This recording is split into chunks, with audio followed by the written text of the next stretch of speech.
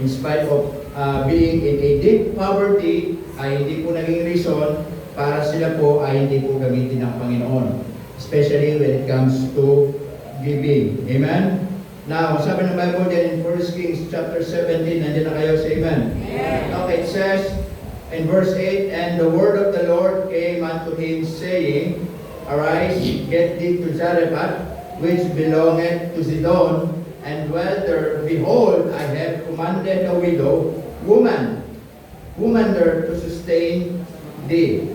Manalangin muna po tayo. Panginoon, salamat po na marami sa umaga nito. Pagpalain po kami pong pag-aaral, tulungan niyo kami, bigyan ng wisdom, at kayo pumapa po niya. Salamat po, at kausapin niyo po muli ang inyong mga anak, bukulatin niyo aming mga puso, at kayo po maitaas sa pangalan ni Jesus. Amen. You may now take your seat. Okay. Pag-aaral natin ngayong umaga sa pag-Tagalog o widow woman. Ang Diyos ng babaeng balo. Tama? Pag sinabi natin widow, balo. Tama? So, ang Diyos ng babaeng ito, babaeng balo. Ang sabi ng Bible dyan, inutusan ng Diyos na pumunta itong si Elijah sa lugar po ng Zarephath na malapit doon sa Sidon. At ang sabi, manatili ka doon. Okay? Mag-stay ka doon sapagkat meron akong inutusan na. Diba? Napakalinaw ng salita ng Diyos. Meron na akong inutusan. Anong sabi ng Bible dyan, mga kapatid? Na I have commanded a widow woman there to sustain thee. Meron na akong inutusang babaeng balo para pakainin ka. Amen, mga kapatid? Kaya alam nyo, sa pagsunod sa Panginoon, huwag tayong matakot sumunod sa Panginoon. Amen? Na bago tayo, mga kapatid, sumunod at alam ng Diyos na susunod ka, i-ready na ng Diyos yung kailangan mo. Tama, mga kapatid? Kasi kung susunod lang tayo, according doon sa nakikita natin, mga kapatid, baka, yun nga, baka mag-failure lang tayo. Kaya nga sabi ko nga, ang gawain ng Diyos, hindi po madali, it is not easy, but it is exciting. Tama, mga kapatid? Naalala ko, mga kapatid, dinala ko ng Panginoon dito sa lugar na ito without knowing kung anong mangyayari, without knowing kung anong magiging kahinatnan. Hindi ko alam.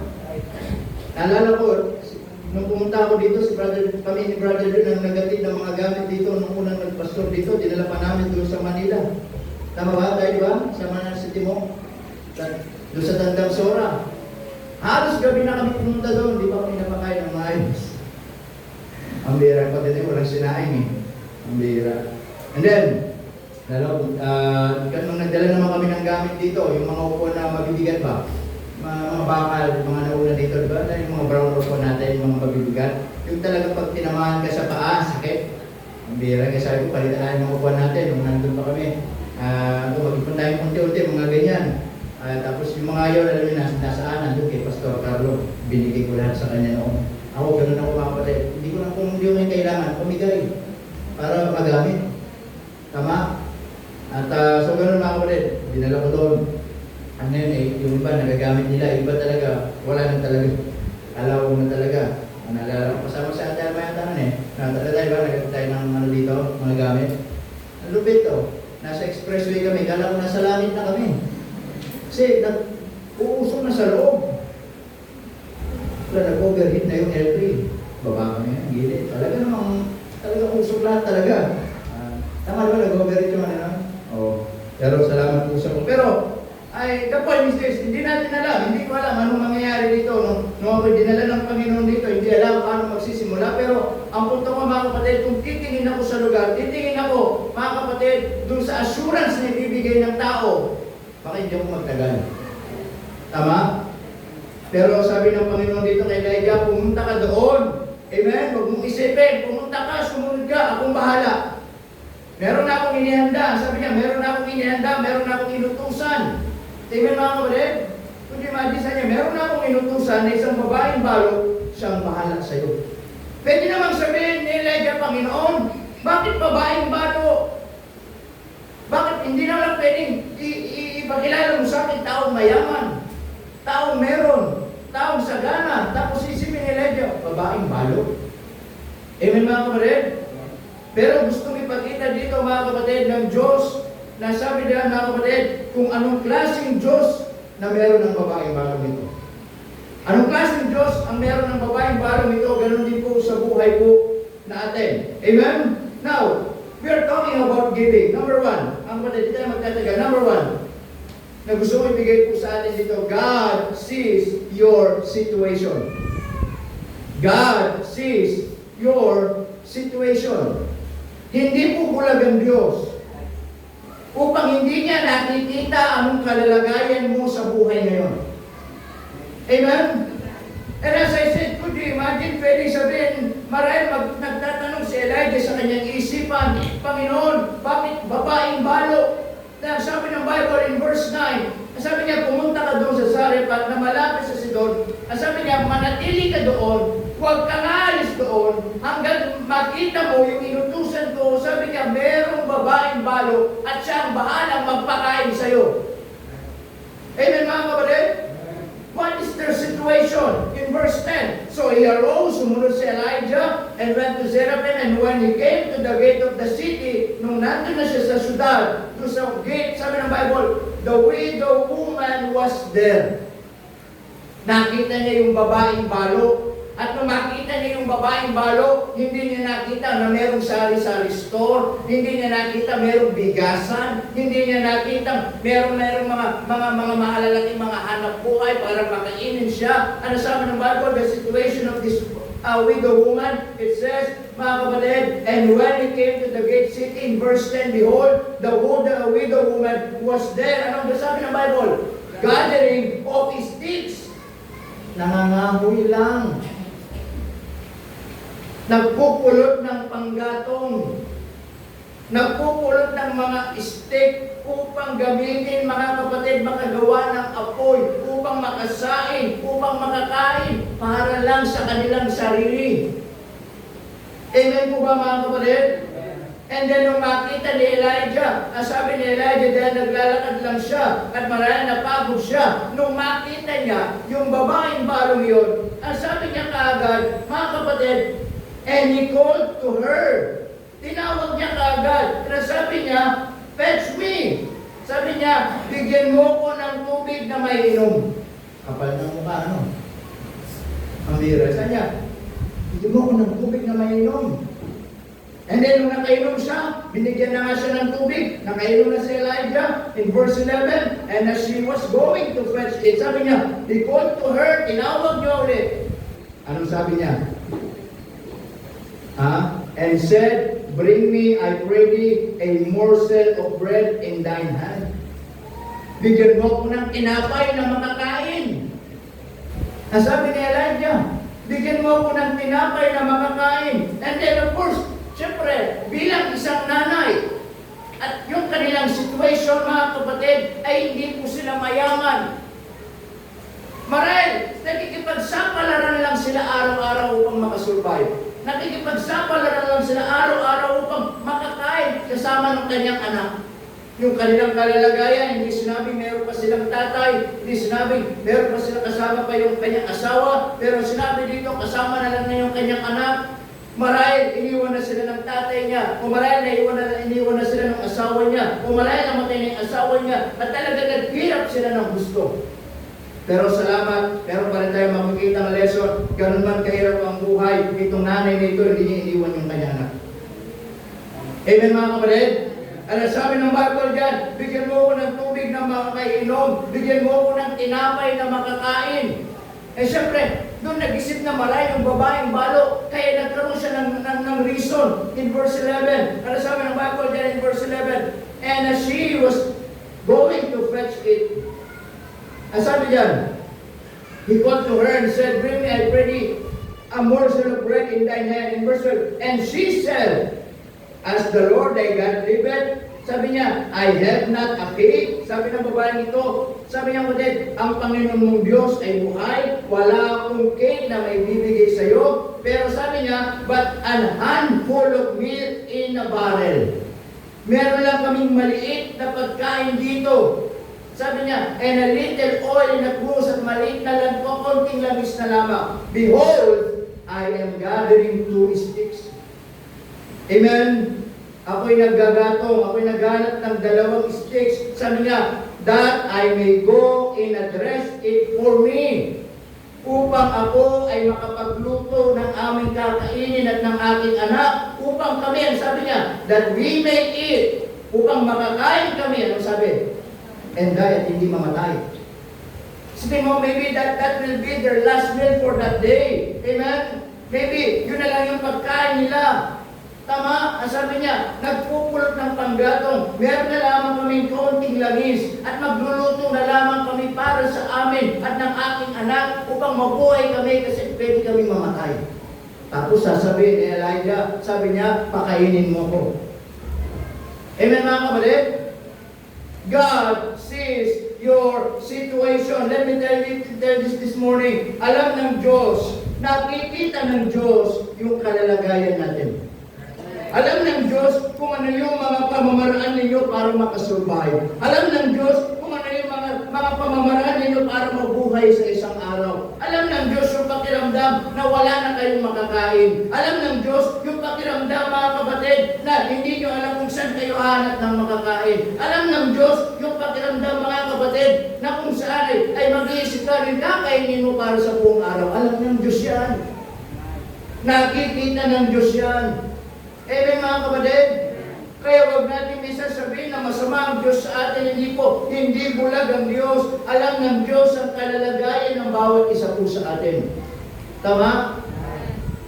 Minsan yung mag-iisip ka lang ng makakain mo sa isang araw. Sakit na sa ulo. Tama? Amen po ba mga kapatid? Ito pinagkaiba ng depress, tsaka stress, tsaka anxiety. Yung depressed, ibig sabihin daw ng depressed, iniisip mo yung nakaraan. Lagi mo hindi ka makamove on. Nadi-depress ka. Yung stress, iniisip mo yung kasalukuyan. Iniisip mo kung anong pagkain mamaya, anong mangyayari mamaya. Yung anxiety, iniisip mo kung anong mangyayari in the future. Yun din pagkakaiba ng tatlo na yun. Amen? Marahil sa mga nanay, minsan marahil natural yun, minsan nag-iisip tayo. Ano naman isasain ko? Ano mang kakainin ng mga anak ko? Tama mga kapatid? Amen? Alam nyo, alam ng Diyos yan. Nakikita ng Diyos yan. Amen po ba? Pero dito, pinakita po ng babaeng balong ito na ganun man yung kalalagayan nila. Ganun man yung sitwasyon nila. Ang sabi ng Bible in verse 13, mga kapatid, and Elijah said unto her, fear not, sabi ni Elijah, huwag kang matakot. Sabi niya, magluto ka at ipakainin mo ko. Sabi ng Bible dito in verse 13, but make me thereof a little cake first, and bring it unto me, and after bake thee for, ano sabi? Thy son. Nakita ninyo ano sabi ni Elijah? Anong sabi ng babaeng balo? Sapat na lang itong pagkain namin. Amen mga kapatid? At dahil sapat na lang ito, sabi niya, pwede kaming mamatay. Ang sabi ni Elijah, pakainin mo ko. Amen? Ano sabi ng babae? Ang sabi ni Elijah, bigyan mo muna ako, mauna muna ako, tapos pakainin mo yung anak mo. Tama mga kapatid? Marahil hindi ko alam kung anong napagramdam ng anak. Pero, nalad ba yung may pastor na bumisita sa bayan ng Miyembro? Ha? Alam niyo ba yan? O, ka nagkwento, alam niyo na eh. Di ba? Eh, siyempre, mga pastor, pag nag-visit, pag nag-visitation kami, dapat 11 kami mag-visitation. Tansyado yun eh. Diba? Kasi pag mga alas 9, alas 10, merienda lang ang ihahain sa'yo. Kaya mga alas 11:20 para pananghalian. May problema yung ulam daw nila ay isang isda na lang. Diba? Sabi ng nanay, pastor, dito na kayo mananghalian. Tanghali na. Diba? Yung problema isang tilapia na lang. Sabi naman ng anak, Nay, ulam na natin yan. Huwag kang mag-alala na. Hindi malakas kumain si pastor. Kalahati lang yung maubos niya. May kalahati pa. Ulam na natin. Pero masama yung tutok ng anak eh. Alam niya kasi mga pastor, masibay. Ha? Talaga naman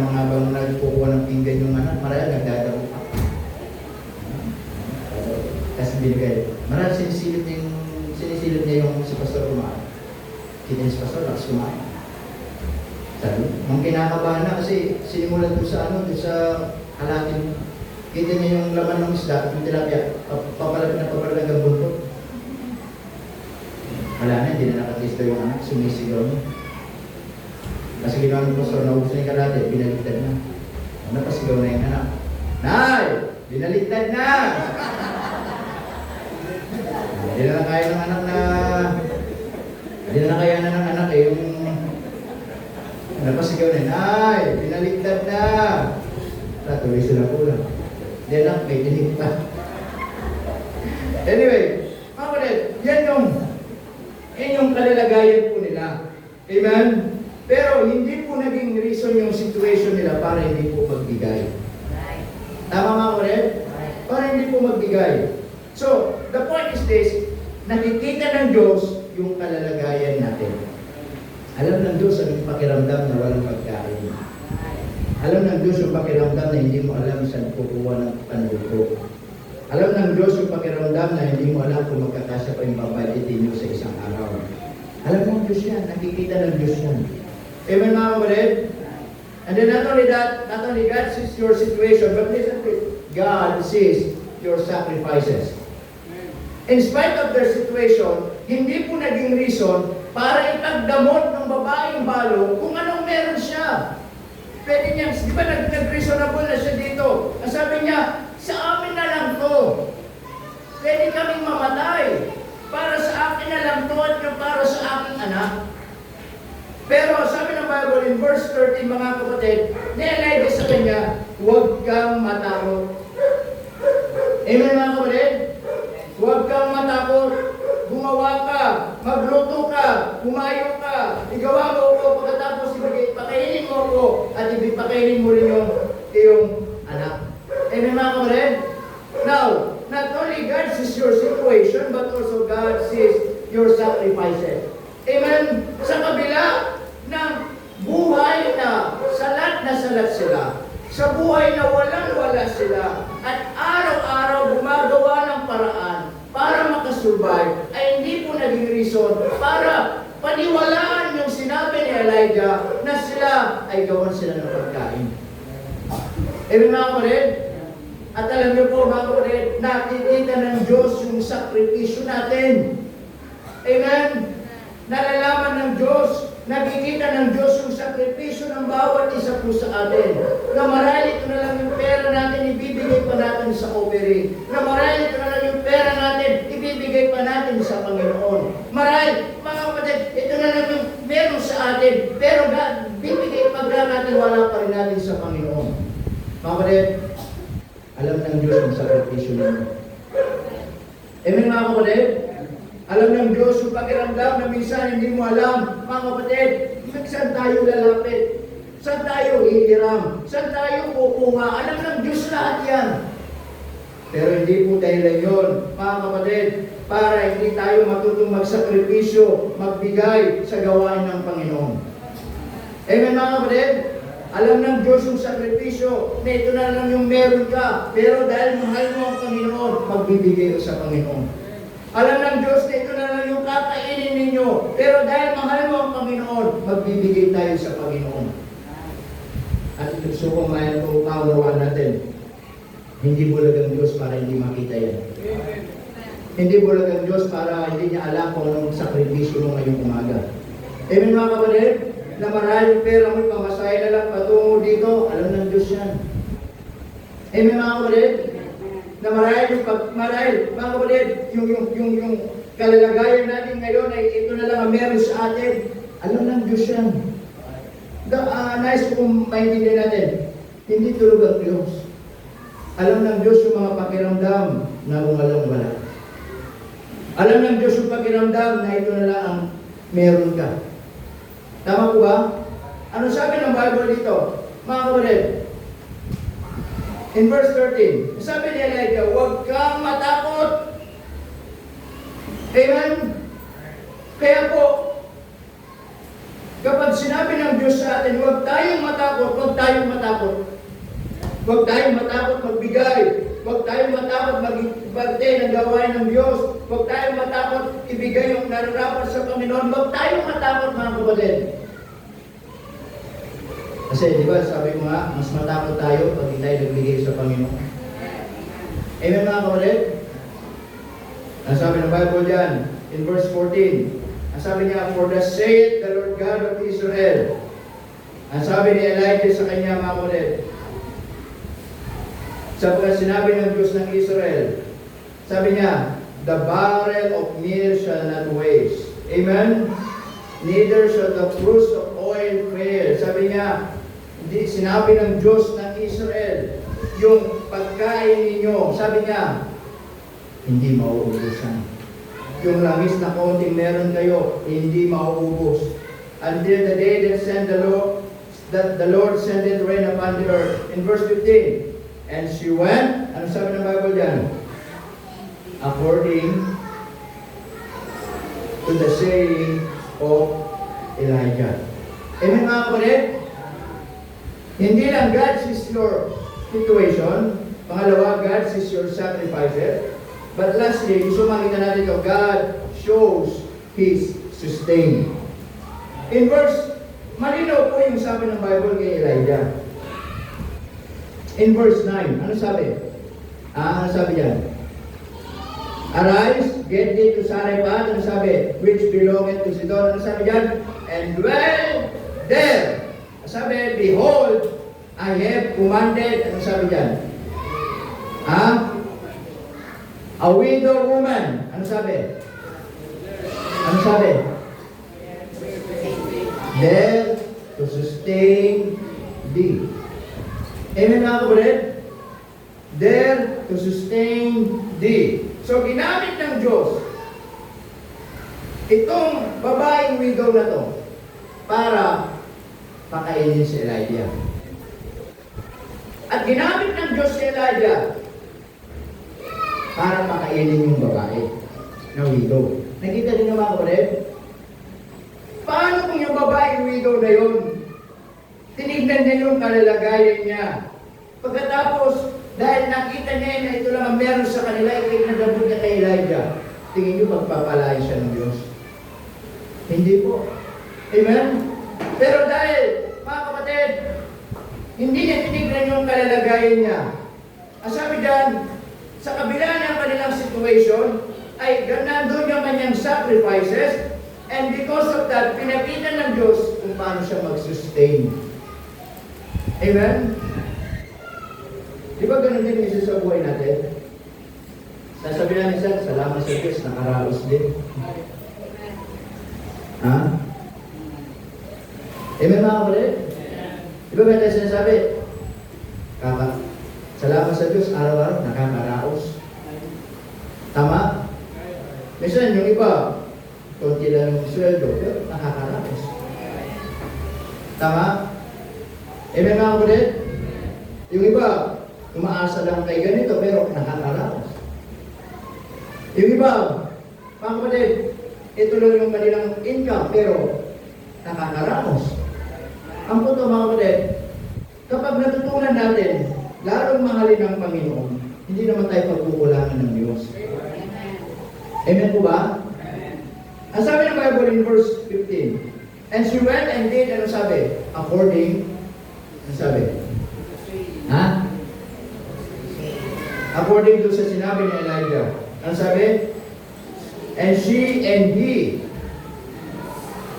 siya, yung babae balot, yung kanyang anak, ano sabi? And her house, ano sabi ng Bible dyan? Ano sabi? Did eat, not just for one day, for 1 month, not for 2 days. Ibig sabihin, hindi na sila muling nagutom. Amen, mga kapatid? Alam niyo po, hindi lang nakikita ng Diyos yung kalalagayan natin, at hindi lang nakikita ng Diyos yung sakripisyo ninyo. Yung sakripisyo na, minsan, alam nyo, magdadalawang isip kayo, pero dahil mahal yung Panginoon, mas matimbang pa rin yung gagawin niyo para sa Panginoon. Yung punto na kung saan magdadalawang isip kayo, baka paano kami, baka pag binigay ko, baka. Pero dahil nanibabaw pa rin yung pagmamahal niyo sa Panginoon, inuna niyo pa rin yung sa Panginoon. Ang sabi ng Bible, hindi na muling nagutom yung mag-ina. Amen mga kapatid? Alam niyo, araw-araw, pinuprovide ng Panginoon yung pangangailangan natin. As I said, maraming paraan para ang Diyos i-provide yung pangangailangan natin. Tama? Amen po ba? In fact, dito maraming ginamit ng Diyos kay Elijah para lalo maunawaan ni Elijah na sumunod lang siya sa Panginoon, hindi siya pababayaan ng Diyos. Ginamit ng Diyos yung buwak para pakainin si Elijah. Tama? Ginamit ng Diyos yung brook para painumin si Elijah. Ginamit ng Diyos yung babaeng balot para pakainin si Elijah. Alam, maraming paraan na sabi nga, kahit uwak, pwedeng gamitin ng Diyos para ipakita niya hindi siya nakukulang sa atin. Amen po ba mga kapatid? Ayan, sabi ng Bible yan, nung sinabi ng ni Elijah yung bagay nito, sumunod siya kay Elijah. Napakaligaw po ng Bible, amen? And she went and did according to the saying of Elijah, and she, and he, and her house. Anong sabi ng Bible dyan? Ha? Did eat many days. Amen po ba? Tanong ko po sa inyo, kailan tayo ginutom ng Diyos? Kailan tayo ginutom ng Diyos? Kailan ba nagkulang ang Diyos sa buhay natin? Meron po ba? Meron ba dito, pastor ako, ginutom ako ng Diyos? Pastor ako dito, pinabayaan ako ng Diyos? Meron po ba dito? Kung meron, lapit po kayo. Sasampalin po kayo ng malakas. Baka sakaling matawad kayo na, mga pala, di pala ako pinabayaan ng Diyos. Alam niyo, wala pong anak ng Diyos na pinabayaan niya. Pakiramdam lang natin, pinababayaan tayo ng Diyos kasi tayo malayo sa Kanya. Amen po ba mga kapatid? Kaya sabi ng Bible din in verse 16, ano sabi? And the barrel of meal, ano sabi dyan? Ano sabi dyan? Waste not. Di ba, yung meal, sabi niya, hindi nasayang. Ang sabi, yung oil, sabi ng Bible, di ba, ay hindi nagkulang. Ano sabi? According to the word, ano sabi? Bakit hindi daw nagkulang? Bakit nakakain sila ng marami? Bakit? Dahil meron bang magic si Elijah? Hindi po. Ano sabi? Dahil sinabi ng salita ng Diyos. Amen po ba? Sabi niya, which he spake by Elijah. Na ginamit lang si Elijah para sabihin yun sa babae. Tama? Di ba, sabi ng Panginoon, in Philippians chapter 4 and verse 19, but my God shall supply all your need according to His riches in glory by Christ Jesus. Amen po ba mga kapatid? Minsan nga, kung ating iisipin, kung magiging malawak lang ang ating pangunawa, maraming biyaya ang Diyos na pinaparanas sa atin. Huwag lang tayo mag-isip ng pera. Huwag lang tayo mag-focus na pera lang ang biyaya ng Diyos. Maraming biyaya ang Diyos. Tama? Yun nga lang ikaw ay sabi ko nga, nag-isip pa ng umaga, biyaya ng Diyos yan. Yun nga lang ikay nakakapaglakad na ng diretso, biyaya ng Diyos yan. Tama? Tama po ba mga kapatid? Oo. Yes, di ba sabi ng kasabihan, ang tao hindi marunong lumingon sa pinanggalingan. Ha? May stiff neck? Tama? O, ang taong hindi makalakad ng maayos, lasing. Lasing yun. Tama? Pero kung dito niyo, araw-araw, I believe all of us, meron tayong mga kwento na minsan talagang hindi lang tayo LB, kundi talagang SB na. Yung low budget, diba? Yung SB, short budget talaga. Diba? No budget talaga. Pero makikita ka, you will amaze na magugulat ka para pag tayo ang nag-calculate, nag-compute, talagang hindi ubra. Sasabihin, hindi talaga ako. Kahit dayain ko na yung calculator, hindi talaga ako. Tama? Pero ma-amaze ko sa isang araw, nakasurvive mo. Amen mga kulit? Sabi nga, magugulat ka.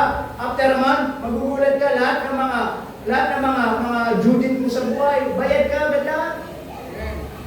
Di ba? Oo. Bakit? Just be faithful to the Lord. Amen po mga kapatid? Just be faithful to the Lord. Amen? Now, yung Diyos po ng babaeng widow po na to, listen to this, Diyos din po natin.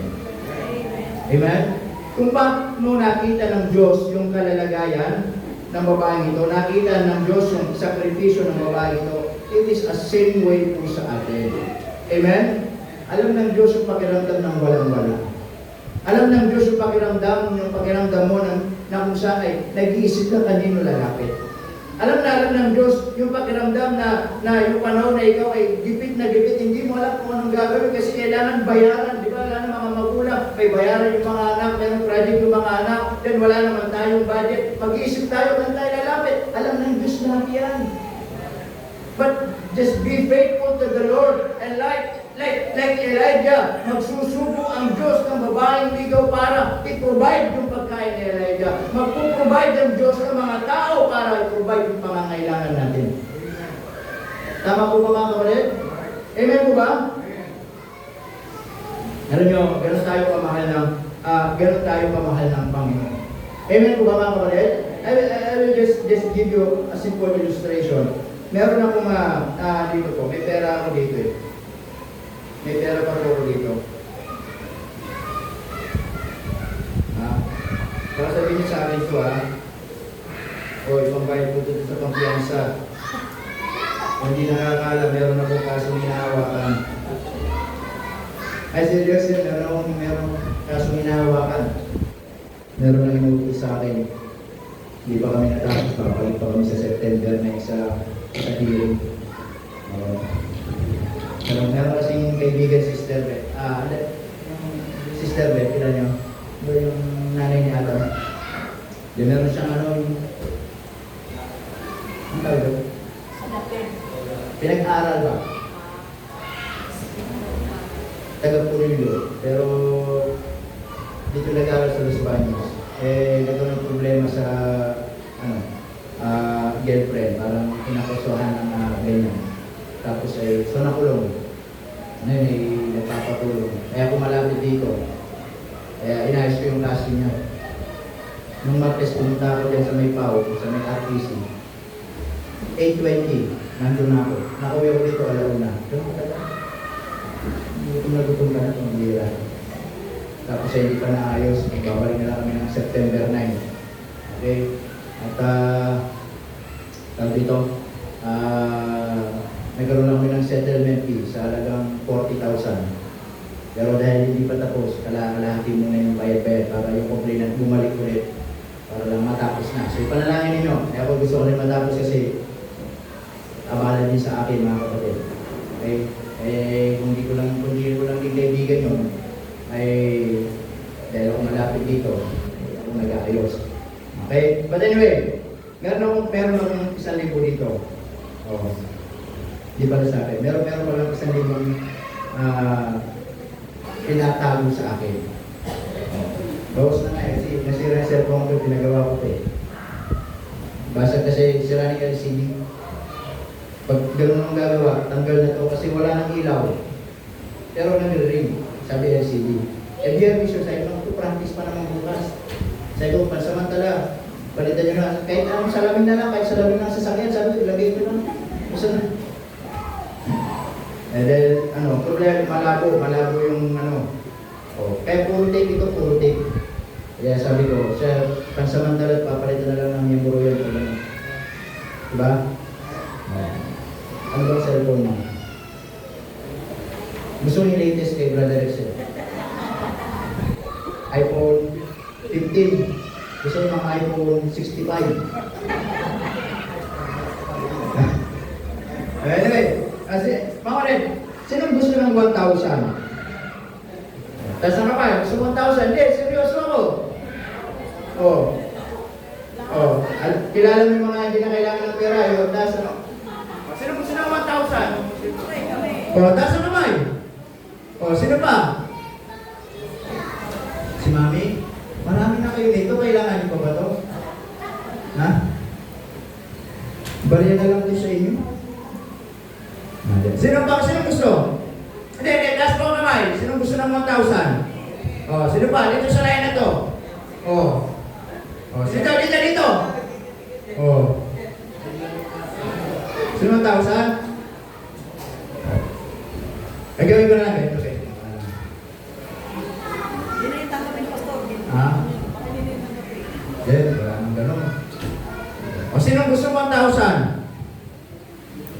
O, sino pa? Ha? Nanay Carmela? Di ba 2,000 ang gusto nyo? 1,000 na lang play. Kulang ba ito eh?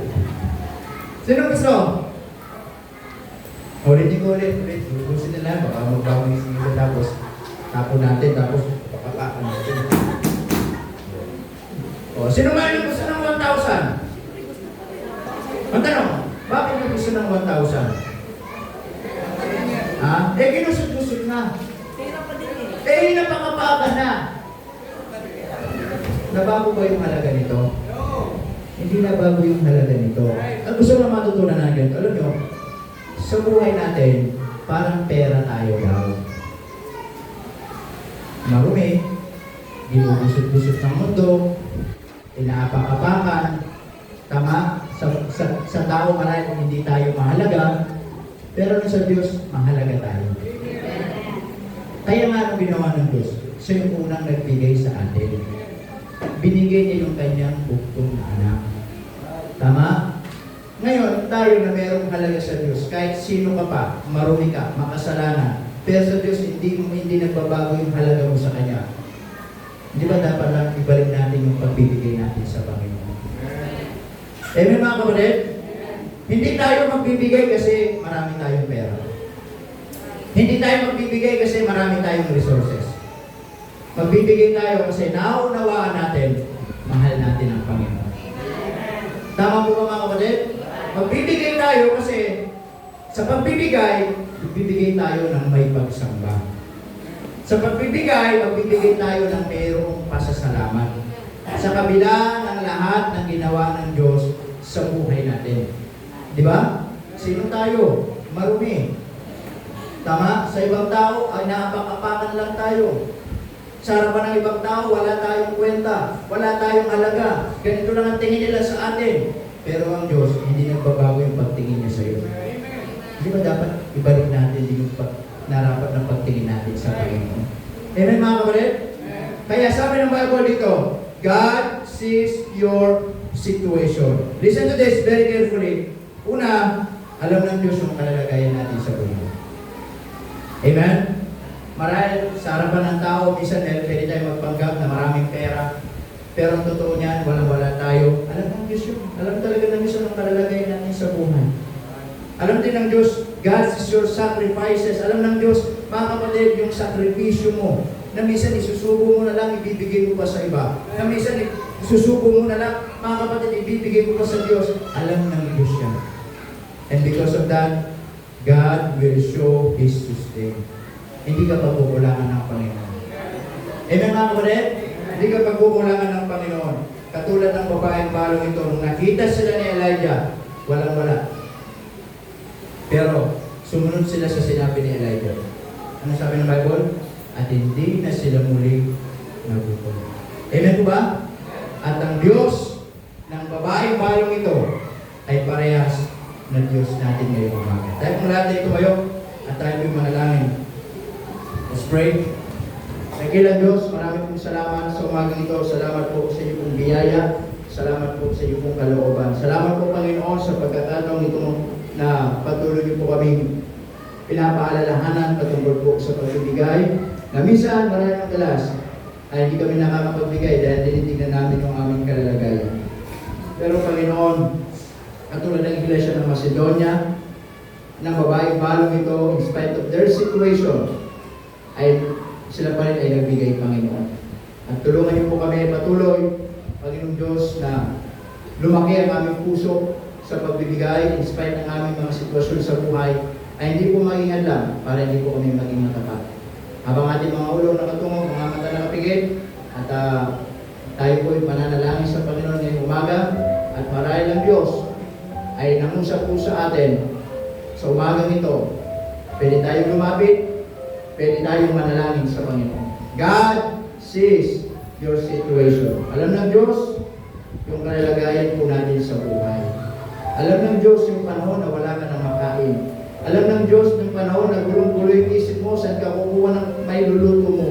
Saan ka hihiram ng mga kailangan ng mga anak mo. Alam ng Diyos yung sitwasyon na hindi mo alam kung anong mangyayari kinabukasan. Na minsan natatakot tayo na ito na lang ang pera natin, baka maubusan pa tayo, natatakot tayo na ito na lang yung budget natin, at baka hindi na ito umabot mamaya, hindi na umabot bukas. Nais kong sabi, alam ng Diyos yan. Nakikita ng Diyos yung kalalagayan ninyo sa buhay.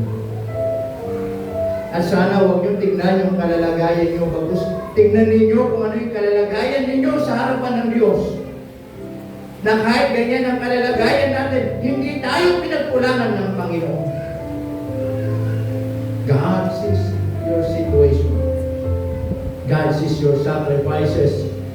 Alam ng Diyos, kakainin mo na lang, ibibigay mo pa sa Kanya.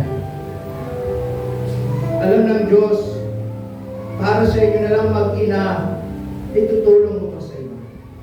Alam ng Diyos, para sa inyo na lang yan sa buong araw, o maybe just for the whole week, that is only your budget for the whole week. Pero minsan, magkakatiwala mo pa sa Panginoon.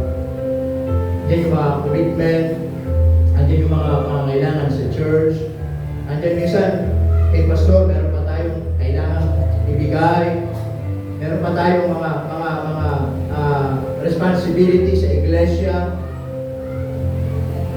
Pero minsan, nangingibabaw pa rin yung pagmamahal mo sa Panginoon, ibibigay mo pa rin sa Kanya.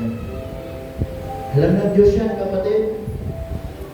Alam ng Diyos yung pakiramdam na hindi ka makatulog. Alam ng Diyos yung pakiramdam na magulo yung isip mo. Nag-iisip, saan kukuha? Anong kakainin? Sa kanino ihiram? Alam ng Diyos lahat yan.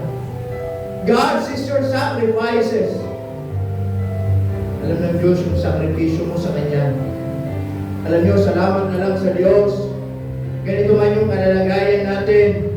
Ganito man yung sakripisyo natin. Salamat dahil ang Diyos natin ay buhay. Ang Diyos natin ay hindi patay. Ang Diyos natin ay nakakakita ng ating mga kalalagayan sa buhay. At sabi ng Bible, if you will just faithful to the Lord, He will show His sustain. Hindi ka pagkukulangan, hindi ka pagdadamutan, and sometimes, maraming panahon sa buhay natin, hindi tayo nakakaranas ng gutom. Minsan, sobra-sobra pa. Minsan, magugulat tayo, ito na lamang yung kakainin natin, pero dumadami pa. Kaunti na lang, hindi nauubusan. Katulad ng babaeng ito, kaunti na lang yung oil nila, pero hindi naubos. Because they trust what Elijah said. Pinagkat nagtiwala sila sa sinabi ni Elijah, bigyan nyo kami ng makakain. Pakainin mo ko. Nasabi ng Bible, mula noon, hindi sila nagutom. Mula noon, hindi na sila namulot ng steak. Mula noon, hindi na sila kumain ng marami isang beses ng isang araw. But mula noon, hindi na sila muling nagutom. Araw-araw, sagana na sila sa pagkain. Hindi dahil mayaman si Elijah. Hindi dahil maraming pera si Elijah. Pero dahil pinakita ng Diyos na siya'y buhay. At hindi ginutom ang pagkinang ito. Pero sa buhay natin, magtiwala tayo sa Diyos, hindi tayo gugutumin ng Panginoon. Magtiwala tayo sa Diyos, hindi tayo pagkukulangan ng Diyos. And I believe, for many years sa buhay natin, marahil bilang Kristyano, marahil bilang miyembro ng iglesia nito, wala tayong masasabi na pinabayaan tayo ng Diyos. Pero marami tayong masasabi na hindi tayo binuto ng Diyos at pinagpapala tayo ng Panginoon. Di ba napakaganda? Na yung Diyos ng babaeng balo nito ay Diyos din po natin. Sana, lagi tayong bukas palad, magbigay para sa Panginoon. Hindi dahil kailangan ng Panginoon, kundi dahil nararapat lang sa kabila ng ating buhay na magulo, marumi, makasalanan. Sa tingin ng tao, wala tayong mararating. Sa tingin ng tao, hanggang dito na lang tayo. Sa tingin ng tao, wala tayong mapapala. Pero magtiwala tayo sa Diyos. Sa Diyos, mahalaga tayo sa Kanya. At gagamitin tayo ng Panginoon. Kaya minsan, magugulat sila. Yung dating kilala nilang ganito. Yung dating kilala nilang wala. Ngayon, ay pinagpapala ng Panginoon. Nagilang Diyos, salamat po na marami sa mga salita. Salamat po sa palay. Palayan na kami, salamat po sa bawat isa sa pangalan ni Jesus. Amen. Even natin your seat, tayo magpapatuloy. Sa muli ay